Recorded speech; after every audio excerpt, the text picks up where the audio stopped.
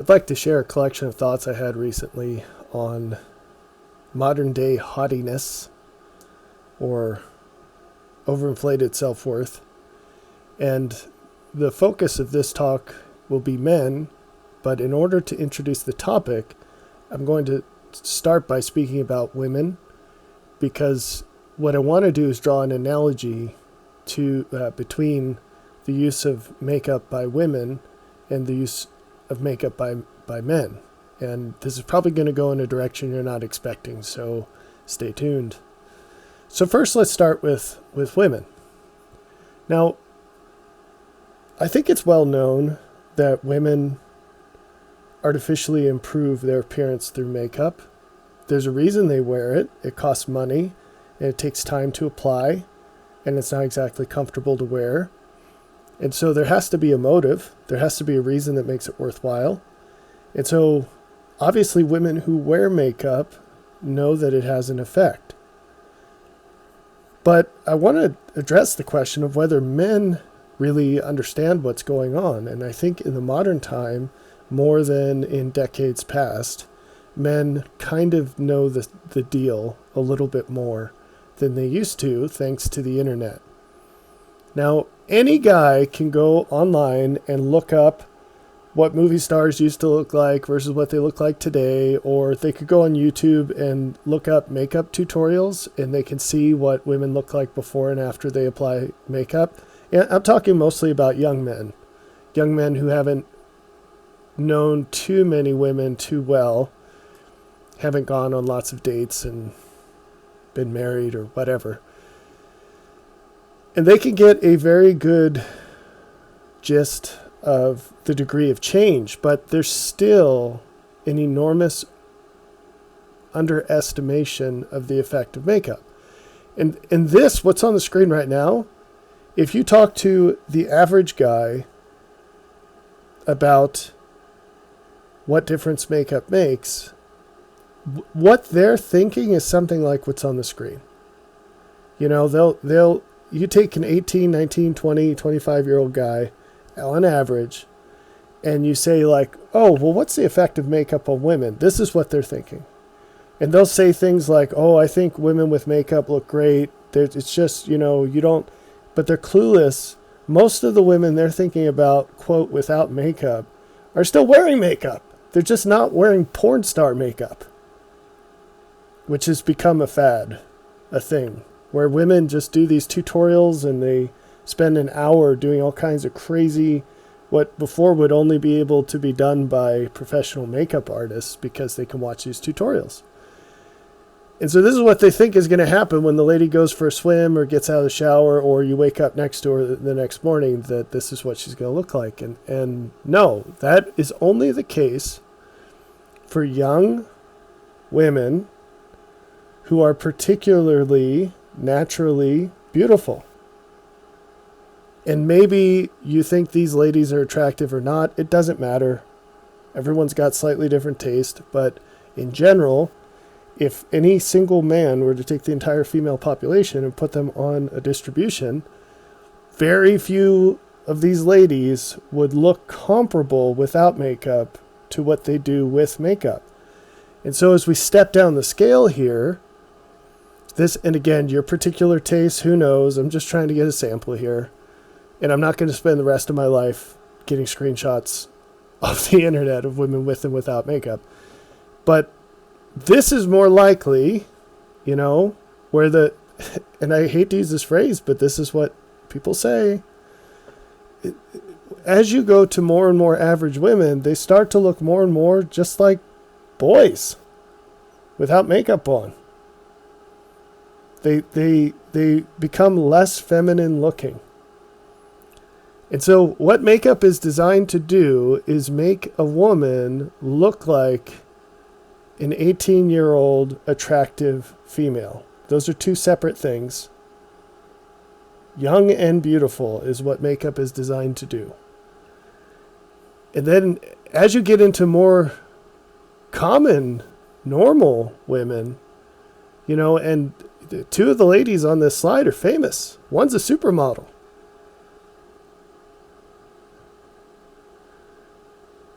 the difference could be so stark that maybe without makeup, the lady looks like something that'd meet you on a dark night under a bridge and try to eat you. And I'm not trying to be cruel here. This is reality. There is a reason why historically almost all women were married by the time they were 22, and if they weren't, they didn't have a chance. Makeup used to be a very expensive and not very effective tool. It's only in modern times where it's become commonplace and affordable, let alone professional tutorials of generations of knowledge in how to distort the female figure to look more attractive than it actually is. And I promise we're getting to men, okay? I promise. But this is all going to feed right into it because there's an equivalent for men. That's what we're going to talk about. And it's not all bad. I'm not anti-makeup. I don't think that, how can I phrase this correctly? In many cases, it's a wonderful thing. Why not? Why not frame a painting? Why not? If it makes it look better, great. Here's the problem. The frame isn't the painting. That's the problem. In this reality distortion, it'd be great if it was just a matter of framing.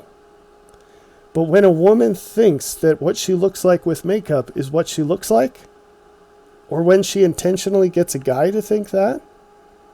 Now, I read a quote once, I thought it was funny, where a lady wrote something like, men say that makeup is a lie, and I don't get why I'm responsible for a man thinking that gold-colored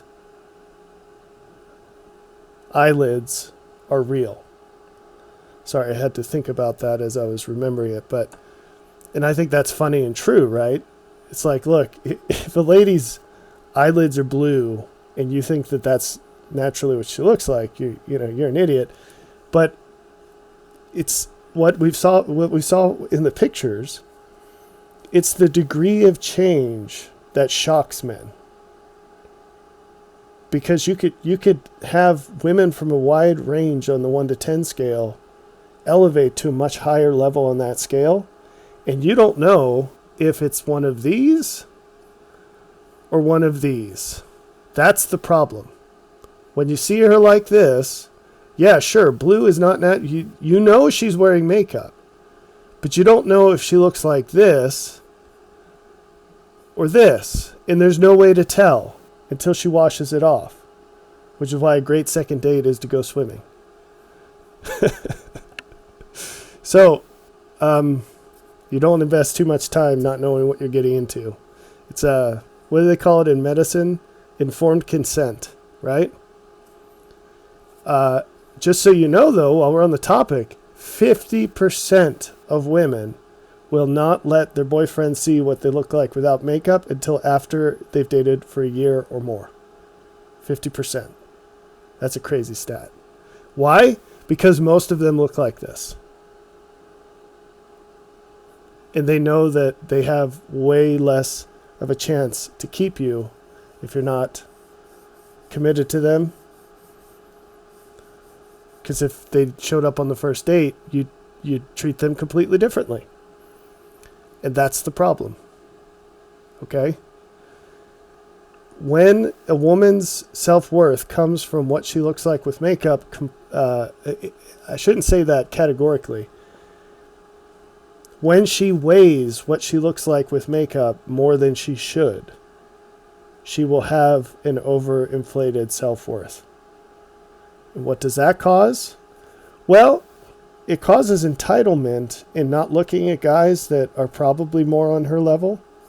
And that is a huge problem.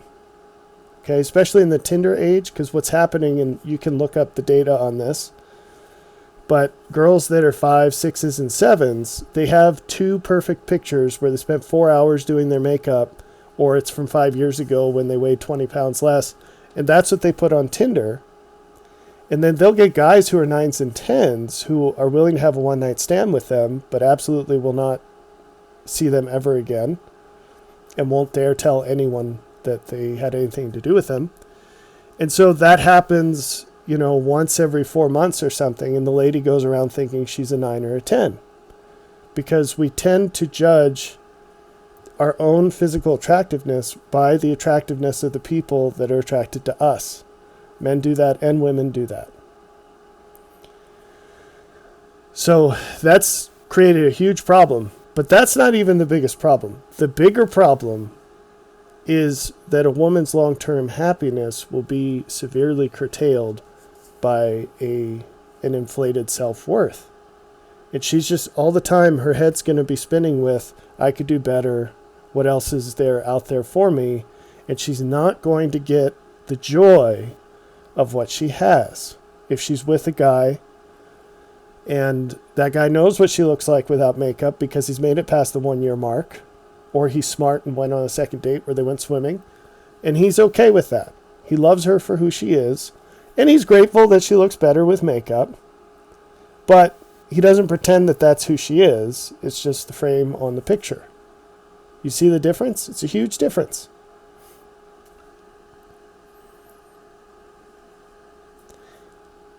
And the problems are very bad. They're so bad that you start looking at the Amish and thinking, well, maybe they figured something out here because they don't wear makeup. And obviously that has negative effects, but it also has positive effects. And an individual can overcome this draw to have an overinflated self-worth through makeup. But societally, we're failing so miserably at this that if it has to be one way or the other, maybe no makeup is better. And that's a really sad thing. That's a really sad thing.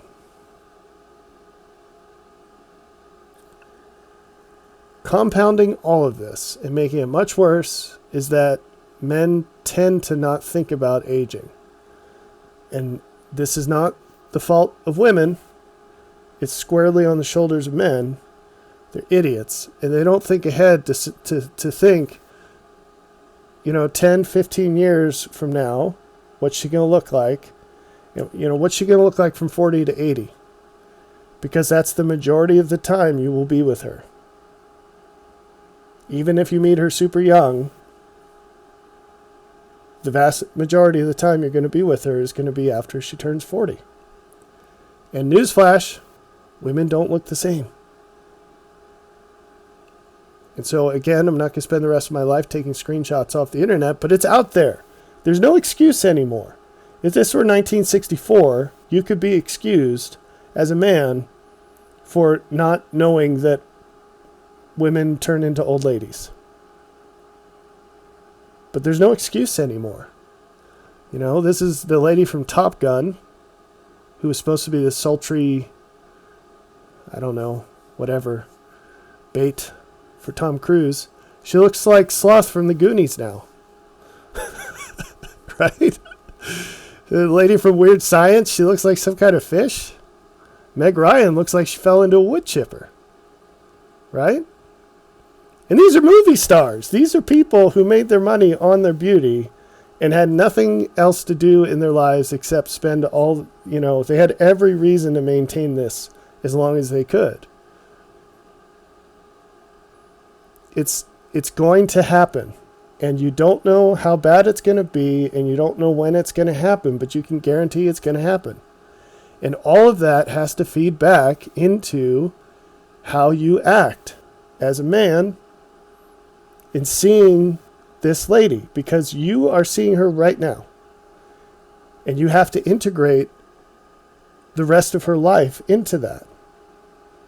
And the problem with this is that if you do that and you treat that lady consistently, as you will for the rest of her life, a modern woman is probably not going to give you the time of day. Why? Because in their heads, they will always look this way. And not just how they look without makeup, how they really are, but how they look with makeup. Because in their minds, they're a 9 or a 10. Even though in the reality, they're a 6 or a 7 or worse. And in 10 to 15 years, they're going to be a 3 at best. In some cases. Maybe it takes 20 years for them to get down to 3. But every single person goes down the scale as they get older. And girls go a lot faster than guys. That's the truth. Okay. Now do men. Have you seen this meme? I love this. Because this is how bad it is. Okay? This is how bad it is. You see a lady that's all dolled up. She could be as different in real life as this guy is from the Aquaman guy. Okay? So ladies, when you see this, this is what you're doing when you put makeup on. All right? This is what you're doing to the poor men. But again, picture frames are great. Picture frames are great. So this is not what I'm going to be talking about with makeup for men. Here's what I'm talking about. And you've never heard this before. Makeup is to women as the Industrial Revolution is to men. What? If you go through and think about what women use makeup for and what it does for them, that's what the Industrial Revolution is to men. Why this matters is because for both genders, their magic powers are going away. Their delusions of self-worth are going away. And it's evaporating in real time if you look around, okay? Prior to the Industrial Revolution, if the sun was shining, a man was working. Those are long hours. That's 12 hours a day, depending on where you live in the earth. It's 12 hours on the equator. On the extremes, you have seasons, and summertime might be 16 hours. Very, very few men work 16 hours a day today. Very few men. That alone is an enormous difference that we could talk about for a long time, but let's just keep going. There were very few wealthy men. Wealth was a rare thing back in the day. Almost everyone was a subsistence farmer, and what that means is they produced just about what they needed to survive. There wasn't a whole lot of surplus. And so most families were really poor by today's standards, really poor. Of course, they didn't have electricity or running water.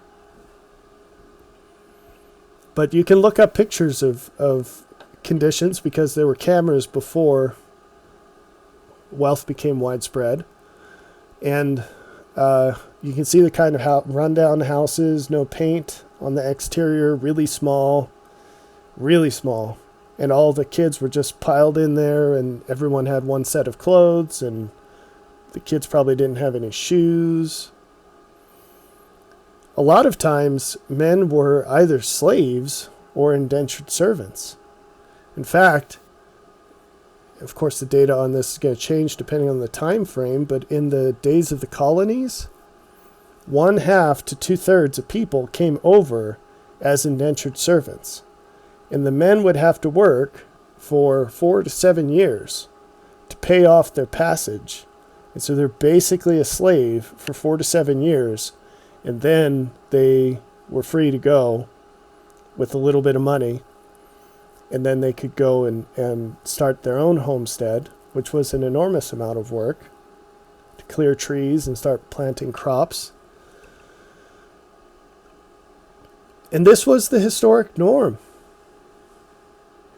Now, in this situation, if you were a woman, what would the offering be for men? Pretty abysmal. What you're looking at is, well, one, you knew that as a single woman, you could not get by. You were not physically capable of that in almost all cases. And that if you had children, someone would have to take care of you while those kids were growing older, because your time would be spent with them. And then you need somebody to take care of you when you were older, because you really wouldn't have the physical wherewithal to do the labor required to make ends meet. And so your options would be basically a giant pool of not very impressive men.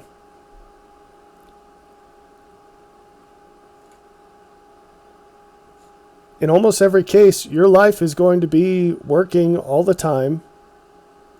Back then, you'd be working all the time in a tiny little shack with barely enough food to survive. And that was your life.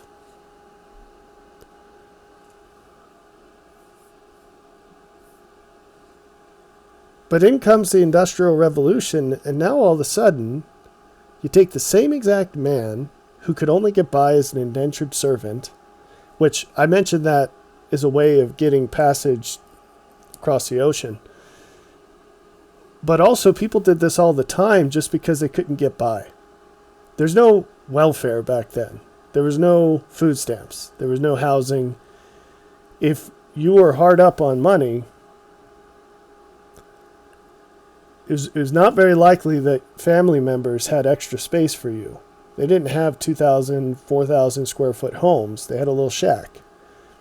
And so you'd have to go to a wealthy farmer who had somehow gotten ahead and bought more acreage and say, look, we don't have any money. I'll work for you for 5 years if you give me and my family a place to live and give us food to eat. And then that's the deal. Or you work for them without the indentured servitude, but you're working for them, and it's just very menial labor, just barely getting by. It's mostly charity on the part of the landowner, because you're just not producing very much relative to what you cost. So all of a sudden machines come into the scene, and a man can boost his input. In fact, he can do it 10 to 100 times over. And all of a sudden, you put a chainsaw in his hands or a tractor under his butt, and he can produce way more than 10 times the manual labor could. And now all of a sudden, there's surplus. Because where he was just getting by as one person or not getting by, not sufficiently getting by, now all of a sudden, a lot of people have a lot of surplus. Do you see how this all changes? And even if he's a straight up doofus, he can work a factory job where assembly lines made it possible to do one thing over and over and over and over again, and you could basically be legally retarded and still crank out all kinds of productivity. And so now people have prosperity coming out of their nose. And it changes everything. It's like makeup shifts everything up the 10 scale for women. The Industrial Revolution shifted everything up the 10 scale for men.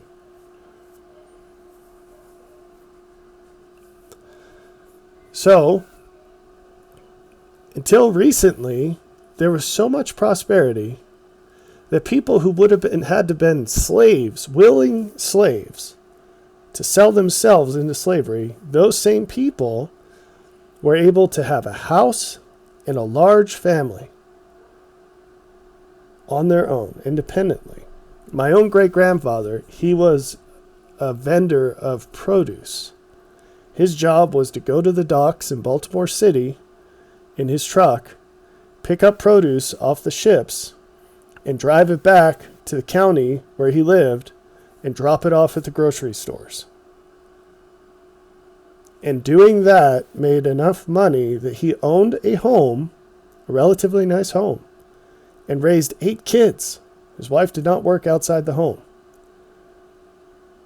And one of his sons still lives in that house today. You cannot do anything like that today.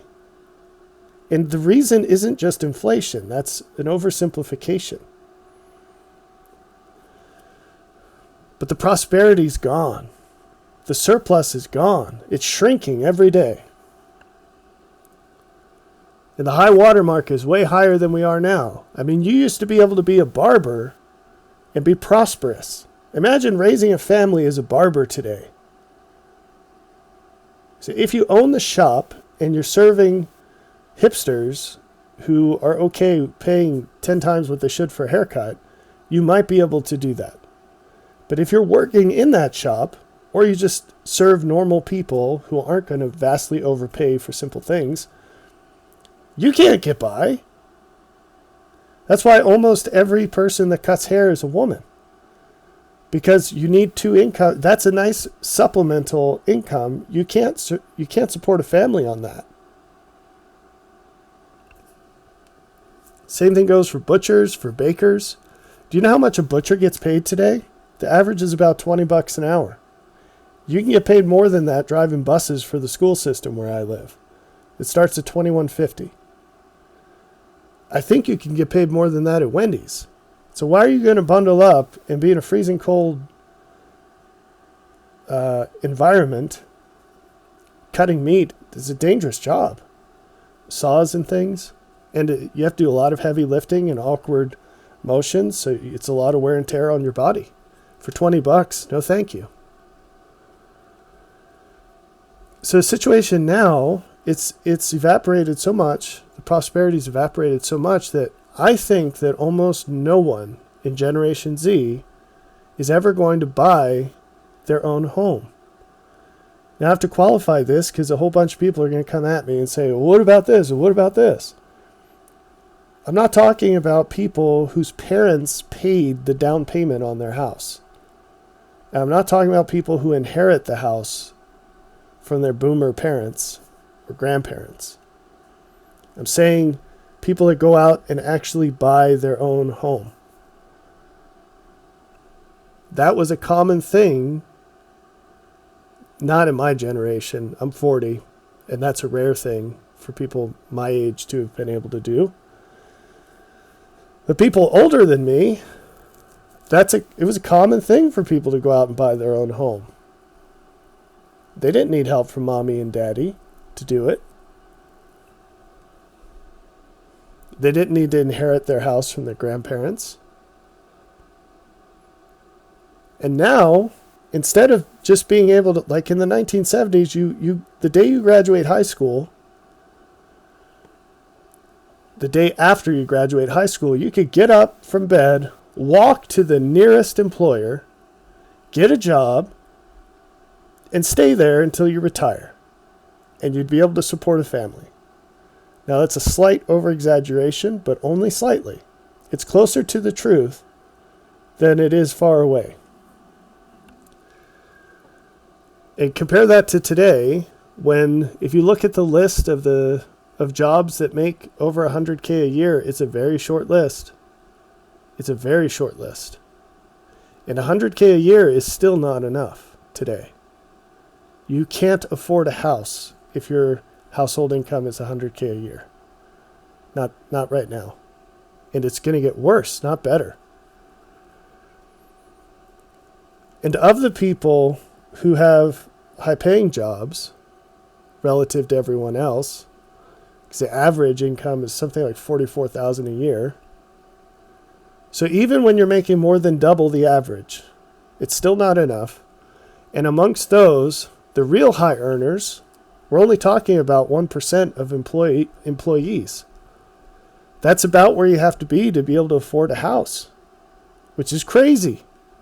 If you want to be a single income family, if you want your wife to be able to stay at home with the kids, which I just have to constantly drone out this reminder, even when a woman says it's not what she wants to do, a whole lot of them change their minds when the first baby comes.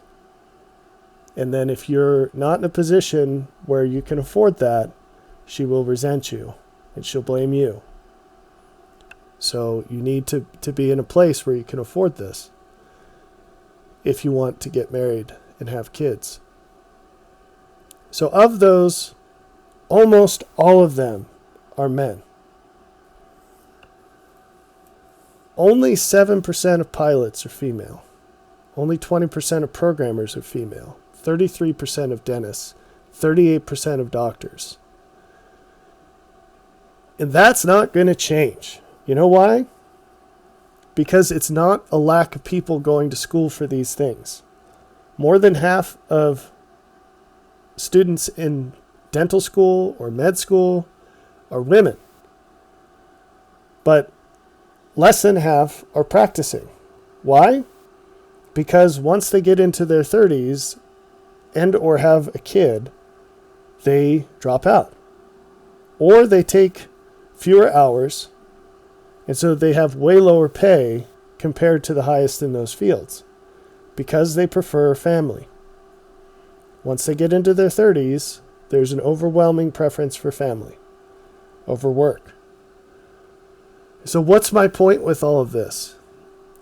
Again and again and again, we come back to the Pareto distribution. Human success, human prosperity is not normally distributed. The illusion of the modern world makes it appear that way. But it is Pareto distributed. That's actually where the Pareto distribution was first discovered. And we are going to revert back to that. It's already happening right now.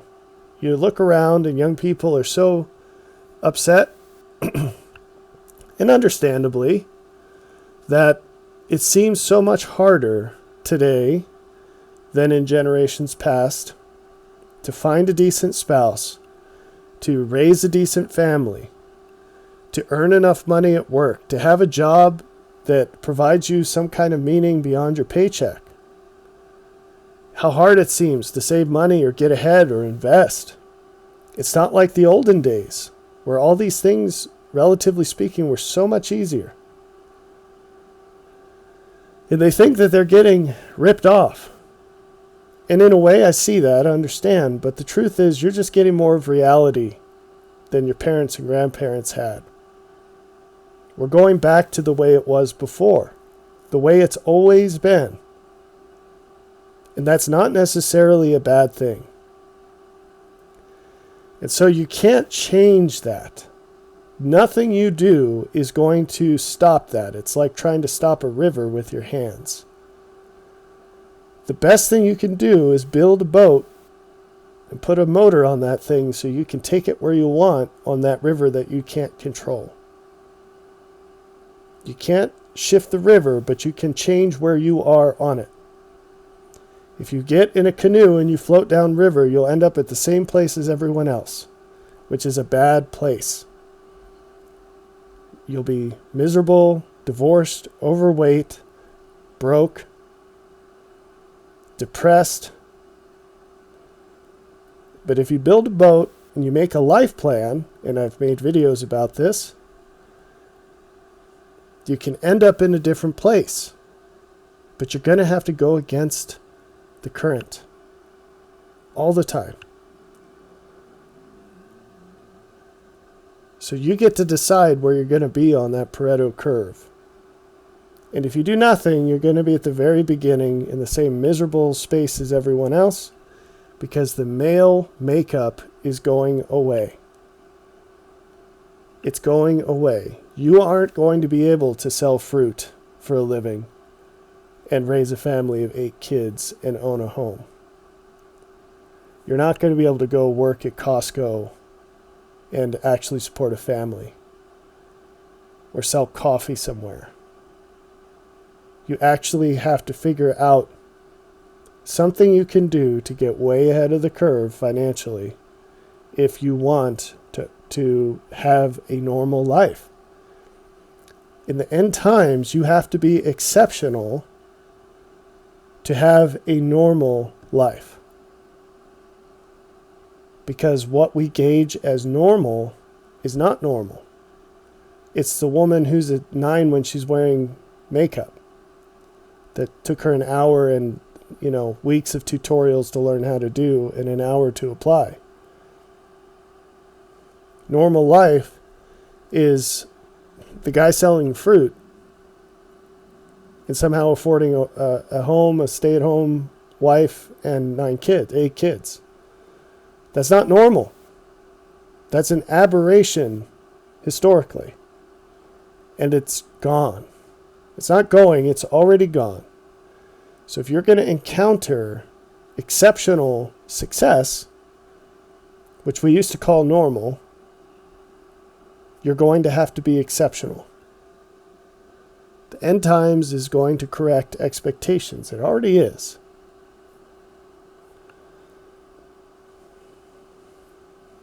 Okay, so here's my summarizing blurb.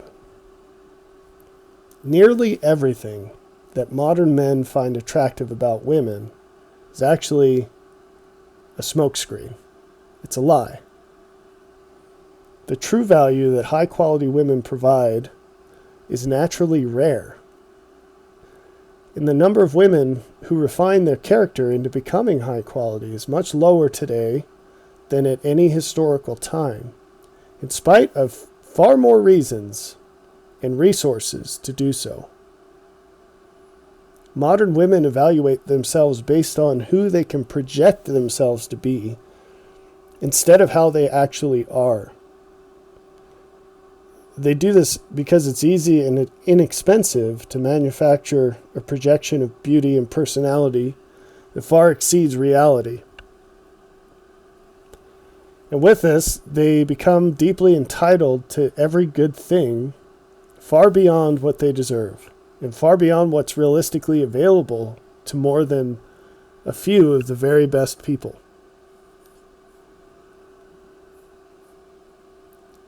Modern men make the same mistakes. The cultural memory of men in the first world is based upon conditions that didn't exist before the Industrial Revolution, and whose most recent iteration was the generation who woke up the day after they graduated high school, walked to the nearest workplace, got hired on the spot, and enjoyed the life of a king thereafter. Modern men base what they believe they deserve on the boon afforded to them by fossil fuels and the sacrifices of others to harness them.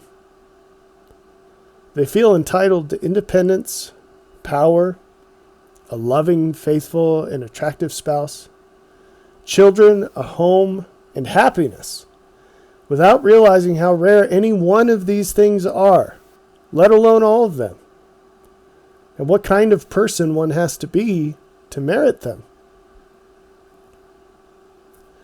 The idea men use as the baseline of their power and worth comes from about 200 years of fossil fuels. If you take away fossil fuels, everyone would revert to the historic norm. And that's where people lived at subsistence levels.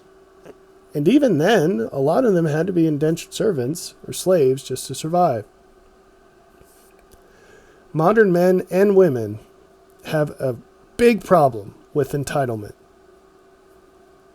The end times corrects this. People will cease seeing themselves as this illusion that they project, and instead we will be revealed for what we really are. And for almost all people, that's a bad thing.